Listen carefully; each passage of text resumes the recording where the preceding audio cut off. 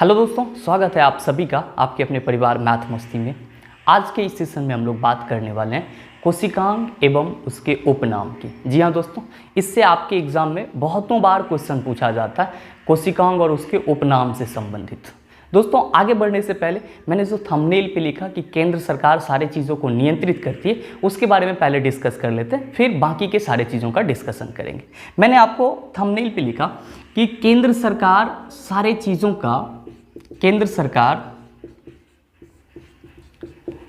सारे चीज़ों का नियंत्रण करती है, चीज़ों का नियंत्रण करती है।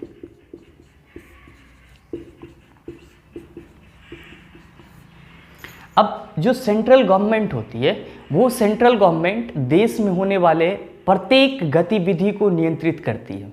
अभी जो हम लोग लॉकडाउन की स्थिति में सारे घर में बंद हैं, वो किसके कहने पे बंद है? तो केंद्र सरकार के कहने पे बंद है। मतलब आप एक तरह से कह सकते हैं कि केंद्र सरकार जो होता है, सेंट्रल गवर्नमेंट जो होता है, वो देश का एक प्रधान ऑफिस है, या आप कह सकते हो कि मुख्य केंद्र है जहाँ से सारी चीज़ें संचालित होती है। ठीक उसी तरह आपके कोशिका में एक अंग होता है जिसको हम लोग कहते हैं केंद्रक, और ये केंद्रक जो है क्या करता है कि आपके कोशिका के अंदर जितने भी गतिविधि होते हैं, जितनी भी उसकी उपापचयी प्रक्रियाएं हैं कोशिका को जीवित रखने के लिए, वो सारी क्रियाओं का नियंत्रण कौन करता है? केंद्रक करता है। तो आप इस चीज़ से अगर माइंड को रिलेट करना चाहें तो जिस तरह केंद्र सरकार सारी चीज़ों को नियंत्रित करती है, उसी तरह कोशिका में जो केंद्रक है वो कोशिकांग है, और वो क्या करती है कि कोशिका के अंदर जितने भी गतिविधि होती है उन सब चीज़ों को नियंत्रित करती है। उपापचयी क्रियाएं जितनी भी चीज़ होती है उन सब चीज़ों को नियंत्रित करती है। दोस्तों आप में से बहुत सारे कहेंगे, बहुतों को पता भी होगा कि सर ये कोशिकांग क्या है, बहुत कोशिका समझ रहे होंगे, बहुत नहीं समझ रहे होंगे।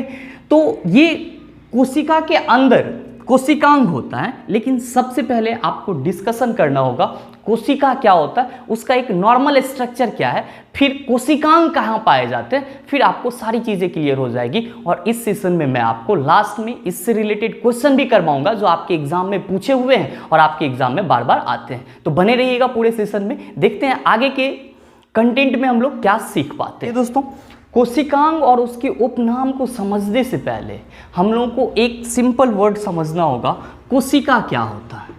कोशिका क्या होता है? इसको हम लोग सेल कहते हैं। क्या कहते हैं? सेल। और एक चीज़ और मैं आपकी जानकारी के लिए बता दूं कि बहुत सारे जो इंग्लिश मीडियम के बच्चे हैं उसको कोशिकांग समझ में नहीं आएगी, तो इसको हम लोग सेल ऑर्गेनेल्स कहते हैं। क्या कहते हैं? Cell organelles. अभी ये सारी चीज़ें क्लियर हो जाएगी आपको। कोशिका के बारे में आपको पता होना चाहिए कि कोशिका आपकी बॉडी की सबसे सूक्ष्मतम इकाई है। कोशिका जो है हमारे शरीर की सबसे सूक्ष्मतम इकाई है, और याद रखेंगे कि विभिन्न कोशिकाओं के समूह से ही आपका पूरा का पूरा बॉडी बना हुआ है। जिस तरह किसी घर को बनाने में, आप जब घर बनाते हैं तो घर को बनाने के लिए आपको ईंट की ज़रूरत होती है, बगैर ईंट के आप नहीं घर बना पाते, मतलब ईंट आपके लिए घर के लिए सबसे छोटा इकाई हो जाता है।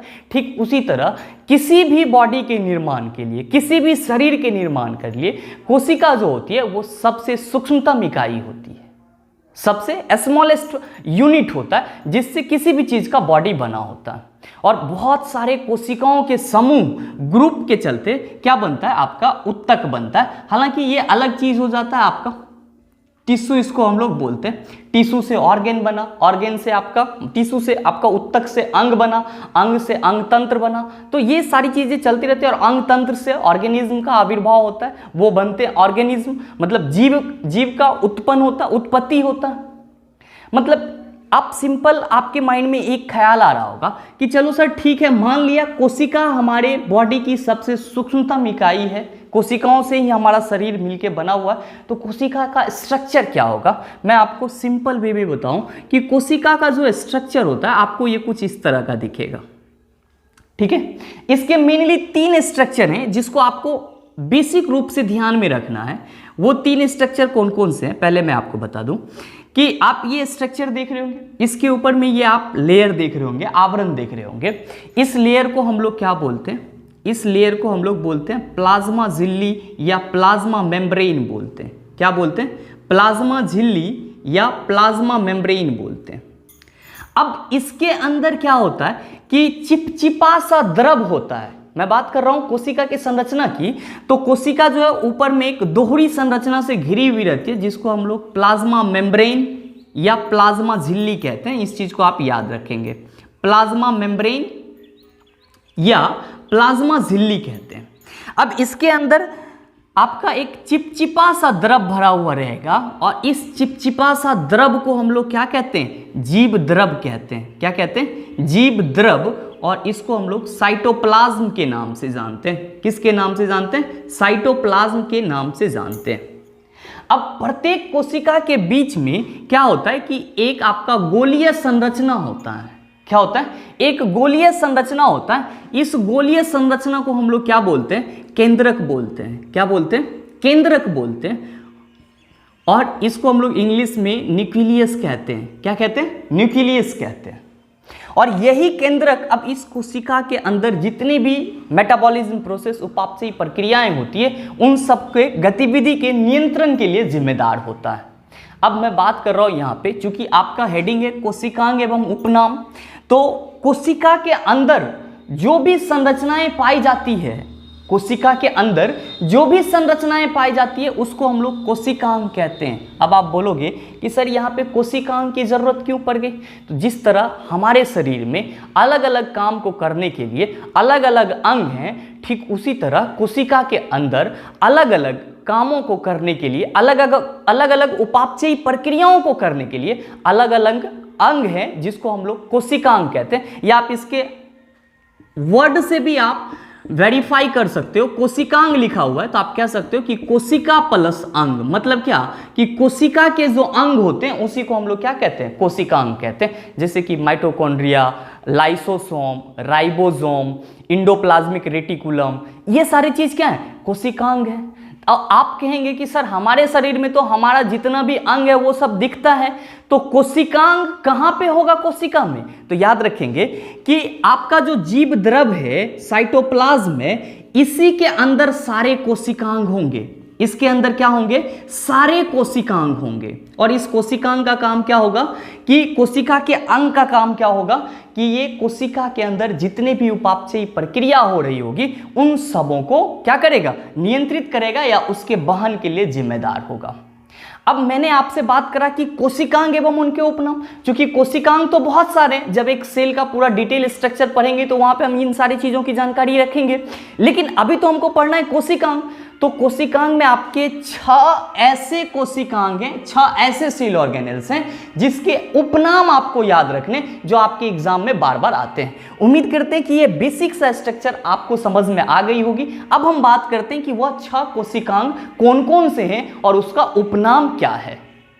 आइए दोस्तों, हम लोग उन 6 कोशिकांग के उपनाम के बारे में जानते हैं। पहले तो आपको ये याद रखना होगा कि वो 6 कोशिकांग कौन कौन से हैं जिससे आपके एग्जाम में क्वेश्चन पूछे जाते हैं। तो याद रखेंगे, पहला केंद्रक, तो ये तो आपको ऐसे भी याद रह जाएगा कि ये क्या करता है कि सारी चीज़ों को नियंत्रित करता है। माइटोकॉन्ड्रिया, दूसरा याद रखेंगे लाइसोसोम, क्लोरोप्लास्ट, राइबोसोम और क्रोमोसोम।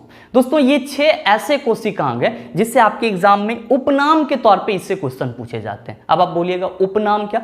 उपनाम का मतलब होता है कि इसके जो फंक्शन है, ये जो कार्य करती है कोशिका के अंदर, कोशिका को जीवित रखने के लिए इसके द्वारा जो कार्य संपन्न होता है उसी से रिलेटेड इसके उपनाम बनते हैं। जैसे मैं बात करूं, अभी जस्ट मैंने बात करा केंद्रक का, तो आप केंद्रक के बारे में, जो आपका कोशिका है, कोशिका के बीच में रहेगा केंद्रक। अब मैंने आपको बताया कि केंद्र सरकार की तरह यह नियंत्रित करती है, तो आप इसके बारे में याद रख सकते हैं कि कोशिका के अंदर केंद्रक, ध्यान से सुनिएगा, कोशिका के अंदर केंद्रक कोशिका के होने वाले विभिन्न उपापचयी मेटाबॉलिज्म प्रोसेस जो उसको जीवित रहने के लिए जरूरी है, उन सारे क्रियाओं का नियंत्रण करता है। तो आप सिंपल इसको कह सकते हैं कि केंद्रक कोशिका के गतिविधि को कंट्रोल करता है, कोशिका के गतिविधि को क्या करता है, नियंत्रित करता है, नियंत्रित करता है। तो आपसे इस पे क्वेश्चन कैसे पूछा जाता है, इसको जरा सा ध्यान से सुनिएगा। आपसे क्वेश्चन पूछा जाएगा कि निम्नलिखित में से कौन से कोशिकांग निम्नलिखित में से कौन से कोशिकांग कोशिका के अंदर होने वाले सारे जैविक प्रक्रियाओं का नियंत्रण करता है? तो आप कहेंगे केंद्रक। क्या कहेंगे आप? केंद्रक। नेक्स्ट आता है दोस्त माइटोकॉन्ड्रिया। माइटोकॉन्ड्रिया के बारे में आप सब परिचित हैं। इसको हम लोग क्या बोलते हैं कि ये कोशिका का ऊर्जा घर माना जाता है या पावर प्लांट माना जाता है। तो आप ये भी कह सकते हैं कि कोशिका का पावर प्लांट कौन सा है? तो कोशिका का अंग माइटोकॉन्ड्रिया, या इसको हम लोग कोशिका का ऊर्जा गृह बोलते हैं। क्या बोलते हैं? कोशिका का ऊर्जा गृह। ऊर्जा गृह मतलब ऊर्जा घर, या आप इसको power plant of the cell भी कहते हैं। Power plant of the cell क्यों? क्योंकि यहां से कोशिका को जीवित रहने के लिए या कोशिका को अपने कार्य को संपन्न करने के लिए सारी ऊर्जाएं मिलती है। नेक्स्ट है दोस्त, तो इस पे आपका ये क्वेश्चन पूछा जाता है कि निम्नलिखित में से कौन से कोशिका का ऊर्जा गृह कहलाता है? तो माइटोकॉन्ड्रिया कोशिका का ऊर्जा गृह कहलाता है। नेक्स्ट है आपका लाइसोसोम। दोस्तों इसको हम लोग बोलते हैं आत्महत्या की थैली। ध्यान से सुनिएगा, आत्महत्या की थैली। आत्महत्या की थैली, ये आपसे कभी कभी इंग्लिश में भी इससे पूछ देता है कि suicidal bag of the cell क्या है? सुसाइडल बैग, सुसाइड का मतलब होता है आत्महत्या करना, तो suicidal bag of the cell कौन सा है आपका? लाइसोसोम। इस चीज को आप याद रखेंगे। क्यों है? क्योंकि इसके अंदर से कुछ ऐसे एंजाइम्स निकलते हैं जो इसके कोशिकाओं के जीवन को समाप्त कर देता है। इसीलिए हम लोग इसको क्या कहते हैं? यहाँ पे कोशिका डेथ हो जाती है, सो हम लोग कहते हैं कि ये आपका कोशिका का आत्महत्या की थैली कहलाता है। क्योंकि ये आत्महत्या तो मतलब हम कहते हैं खुद से खुश नहीं रहने के बाद जो खुद खुश हो जाएगा उसको हम लोग खुदकुशी कहते हैं। मतलब जो खुद से खुश नहीं है वो खुदकुशी कर लेगा। तो भाई आत्महत्या ना किया वो। तो लाइसोसोम कहाँ है? सेल के अंदर है। तो ये भी अपना सेल खुद ही डेथ कर रहा है, इसीलिए हम लोगों ने इसको क्या बोला? आत्महत्या की थैली, suicidal bag of the cell. दोस्तों क्लोरोप्लास्ट है। आप सबों को पता है कि इसको हिंदी में हम लोग हरित लवक कहते हैं। क्या कहते हैं? हरित लवक। और यहाँ पे क्या होता है? ये हरित लवक आपके सिर्फ और सिर्फ पौधे में पाए जाते हैं। और ये किसके लिए जिम्मेदार होता है? प्रकाश संश्लेषण के लिए जिम्मेदार होता है। किसके लिए जिम्मेदार होता है? प्रकाश संश्लेषण की जो प्रक्रिया होती है वो क्या होती है आपका? कि आपके क्लोरोप्लास्ट में होती है। प्रकाश संश्लेषण की प्रक्रिया संपन्न होती है। यहाँ पे प्रक्रिया संपन्न होती है। इसी के चलते जितने भी प्लांट होते हैं उन सब में प्रकाश संश्लेषण की प्रक्रियाएं होती है। दोस्तों इसको एक और नाम से जानते हैं, क्लोरोप्लास्ट को एक और नाम से जाना जाता है। उसको हम लोग बोलते हैं कोसा के अंदर कोसा। ये भी आपका क्वेश्चन पूछ सकता है। कोसा के अंदर कोसा मतलब क्या? कि सेल के अंदर में सेल होगा तो वो कौन सा है? कौन सा पार्ट है जो सेल के अंदर कोशिका के कोसा में होता है? तो क्लोरोप्लास्ट कोशिका के कोसा में होता है। तो आपका यहां से भी क्वेश्चन आ सकता है। इस चीज को आप अपने माइंड में रखेंगे। राइबोसोम ये प्रोटीन का संश्लेषण करता है। किसका संश्लेषण करता है? प्रोटीन का संश्लेषण करता है। इस चीज को आप अपने माइंड में रखेंगे। आपसे ये क्वेश्चन क्या पूछा जाता है कि निम्नलिखित में से कौन से कोशिकांग प्रोटीन का संश्लेषण करते हैं? तो राइबोसोम प्रोटीन का संश्लेषण करता है। नेक्स्ट है क्रोमोसोम। आप सबों को पता है कि क्रोमोसोम को हम लोग क्या बोलते हैं कि गुणसूत्र के नाम से जानते हैं। हम में माता पिता का गुण आ जाता है, कुछ लक्षण आ जाते हैं। आप लोग देखते होंगे कि जब नया बच्चा घर में आता है, न्यूबॉर्न बेबी होता है, तो लोग सब कहते हैं अरे इसका तो नाक मौसी पे गया है, इसका नाक इसके मामा पे चला गया, इसके नाक इसके दादा पे चला गया। इस टाइप से हम लोग बात करते हैं। तो इसको हम लोग बोलते हैं आनुवांशिक गुण, जेनेटिक प्रॉपर्टीज। और इस जेनेटिक प्रॉपर्टीज का वहन कौन करता है? तो गुणसूत्र के थ्रू होता है। और उस गुणसूत्र को हम लोग क्या बोलते हैं? क्रोमोसोम बोलते हैं। तो इसके बारे में हम लोग सिंपल लिख सकते हैं क्या?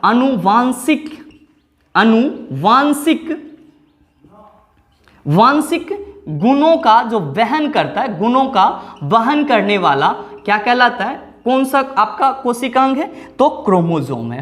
दोस्तों अगर आप इसको आसानी से याद रखते हैं तो केंद्रक कोशिका के गतिविधि को नियंत्रित करता है, माइटोकॉन्ड्रिया कोशिका का ऊर्जा गृह या पावर प्लांट कहलाएगा, लाइसोसोम आत्महत्या की थैली या सुसाइडल बैग कहलाएगा, क्लोरोप्लास्ट यहाँ पे आपको पता है कि क्लोरोप्लास्ट प्लांट में होगा, क्योंकि ये सेल के अंदर सेल होता है, इसको कोसा के अंदर कोसा के नाम से भी जाना जाता है, तो आप क्लोरोप्लास्ट कहेंगे। राइबोसोम सिंपल याद रखेंगे, प्रोटीन का संश्लेषण, प्रोटीन का फैक्ट्री राइबोसोम, और क्रोमोसोम आनुवांशिक गुणों का वहन करता है। और ये सब हैं क्या?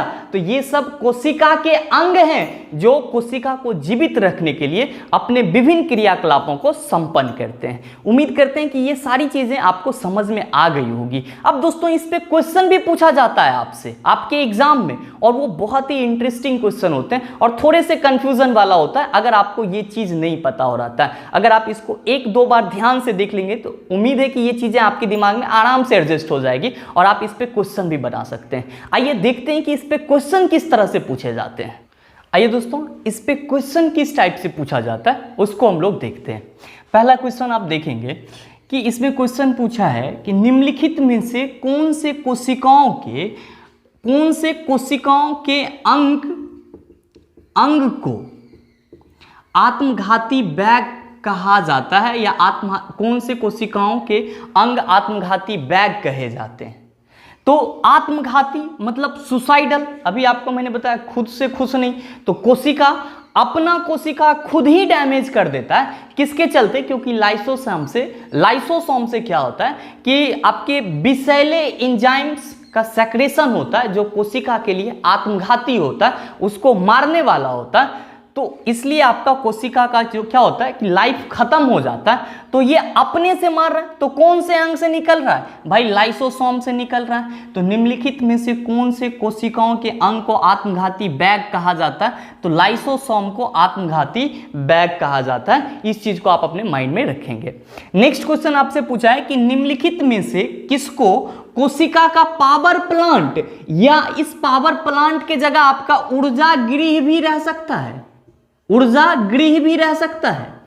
तो पावर प्लांट के बारे में आपको पता होगा, माइटोकॉन्ड्रिया। अभी जस्ट मैंने अभी बताया कि कोशिका का अगर आपसे पावर प्लांट पूछा जाए या ऊर्जा गृह पूछा जाए तो कौन सा अंग है? तो माइटोकॉन्ड्रिया ऐसा अंग है जो कोशिका का क्या कहलाता है? पावर प्लांट कहलाता है। नेक्स्ट, निम्नलिखित में से कोशिका का नियंत्रक केंद्र कौन सा है? मतलब कोशिका के सारे उपापचयी प्रक्रियाओं को कौन नियंत्रित करता है? अभी जस्ट मैंने बताया केंद्रक नियंत्रित करता है। कैसे? तो केंद्र सरकार पूरी चीजों को क्या करती है? नियंत्रित करती है। कुछ और क्वेश्चन देखते हैं दोस्तों इस पे। दोस्तों आगे जो क्वेश्चन आपसे पूछा गया है, इस क्वेश्चन को आप देखेंगे यहाँ पे क्या है कि निम्नलिखित कोशिकांग में से किसमें प्रोटीन का संश्लेषण होता है? तो जब भी आपसे बात करें कि किसमें प्रोटीन का संश्लेषण होता है, तो अभी जस्ट मैंने आपको बताया कि कोशिका का एक ऐसा अंग है जिसको हम लोग राइबोसोम के नाम से जानते हैं, और ये राइबोसोम कोशिका के अंदर प्रोटीन के निर्माण के लिए जिम्मेदार होता है। तो संश्लेषण का भी मतलब यहाँ पे क्या होता है? निर्माण ही होता है। तो आप यहाँ पे कह सकते हैं क्या कि निम्नलिखित कोशिकांग में से किसमें प्रोटीन का संश्लेषण होता है? तो राइबोसोम में क्या होता है? प्रोटीन का संश्लेषण होता है। या प्रोटीन का निर्माण कहाँ होता है? तो राइबोसोम में होता है। नेक्स्ट आपसे क्वेश्चन पूछा गया है कि निम्नलिखित में से कौन सा कोशिकांग कोसा के अंदर कोसा कहा जाता है? अभी जस्ट मैंने आपको बताया कि कोसा के अंदर कोसा सिर्फ और सिर्फ क्लोरोप्लास्ट को कहा जाता है। तो आपका सही आंसर क्या होगा? क्लोरोप्लास्ट होगा। नेक्स्ट है अनुवांशिकीय गुणों का वाहक है, जेनेटिकल प्रॉपर्टी जिसको हम लोग बोलते हैं। आप सबों को बताया है मैंने अभी जस्ट कि अनुवांशिकीय गुणों का वाहक कौन सा है? आपका क्रोमोसोम आपके अनुवांशिकीय गुणों का वाहक होता है। तो दोस्तों अगर आपको ये 6 नाम याद रहते हैं तो इस 6 में से आपको कहीं ना कहीं 1 या 2 क्वेश्चन जरूर मिलेगा। उम्मीद करते हैं यहाँ तक की सारी चीजें आपको अच्छे से समझ में आ गई होगी। अगर आपको वीडियो पसंद आई, आपको समझ में आए, तो वीडियो को लाइक कीजिएगा, शेयर कीजिएगा और चैनल को सब्सक्राइब कीजिएगा। सब्सक्राइब करने के बाद बेल आइकन दबा लीजिएगा ताकि इस तरह के एग्जाम रिलेवेंट वीडियो सबसे पहले आपके पास पहुंचे और आप उस वीडियो का भरपूर फायदा उठा पाए और आप अपने एग्जाम में अच्छे स्कोर कर पाएं। मिलते हैं दोस्तों फिर हम लोग अगले सेशन में, तब तक के लिए बेस्ट ऑफ लक।